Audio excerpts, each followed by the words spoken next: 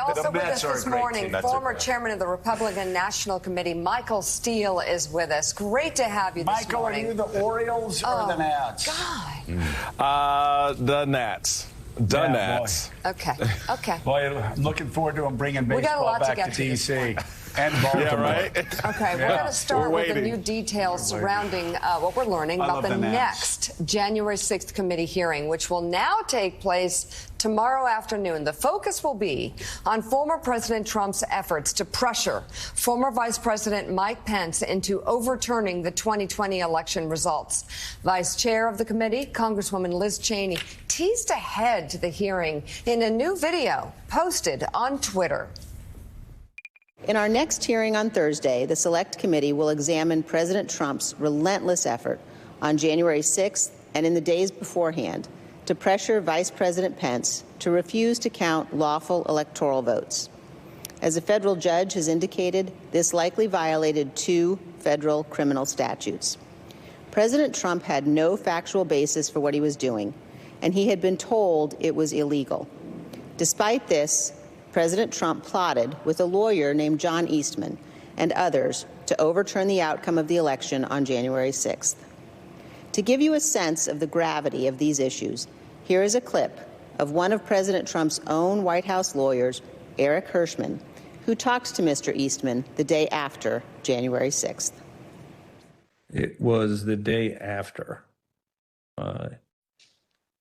Eastman, I don't remember why he called me, or he texted me or called me, wanted to talk with me, and he said he couldn't reach others.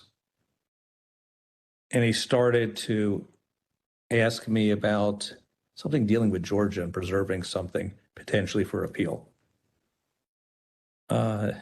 And I said to him, "Are you out of your effing mind?" Right? I said, I only want to hear 2 words coming out of your mouth from now on. Orderly transition. And then he screamed and said, I don't want to hear any other effing words coming out of your mouth, no matter what, other than orderly transition. Repeat those words to me. And I screamed that. Eventually he said, orderly transition. I said, good, John. Now I'm going to give you the best free legal advice you're ever getting in your life. Get a great effing criminal defense lawyer. You're going to need it.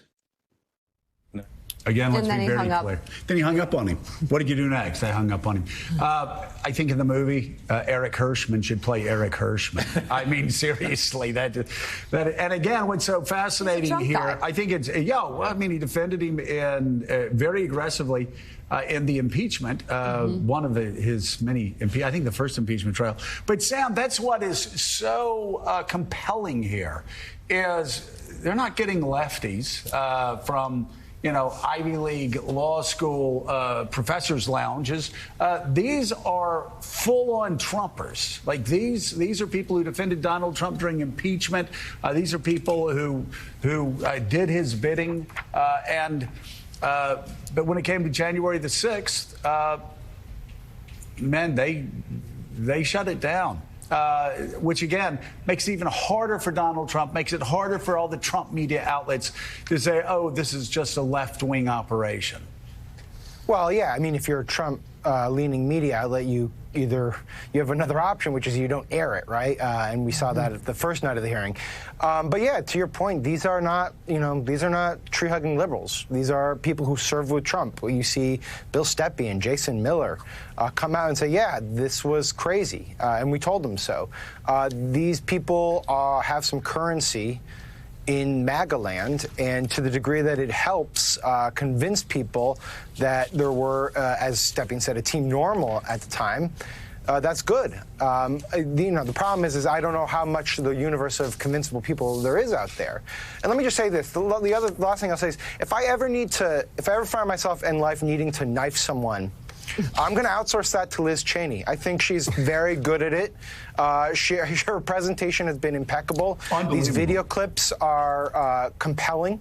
And the way she's handled herself during these hearings, I think is, you could not ask for a better prosecutor.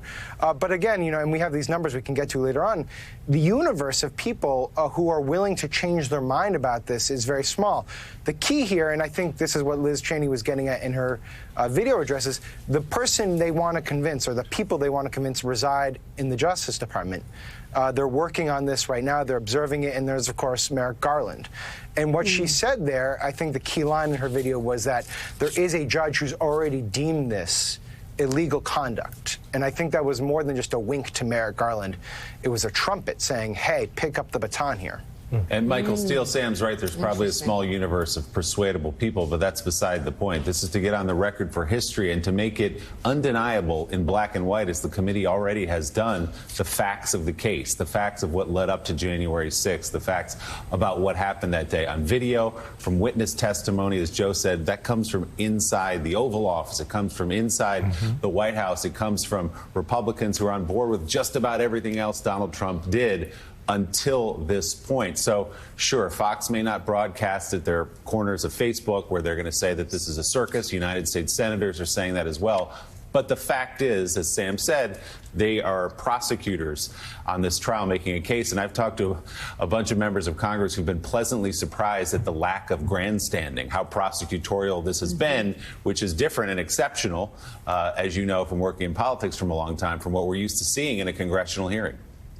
Yeah, I think a lot of it has to go to the fact that the members of the committee have seen now two examples of the effort to prosecute, if you will, to use that word, Donald Trump on the things that he's done, the two impeachment trials, to see the hearings that have taken place regarding members of his administration, and it has always been played publicly as that political grandstanding, and you've had members on the committees at times show more of their political biases than playing balls and strikes.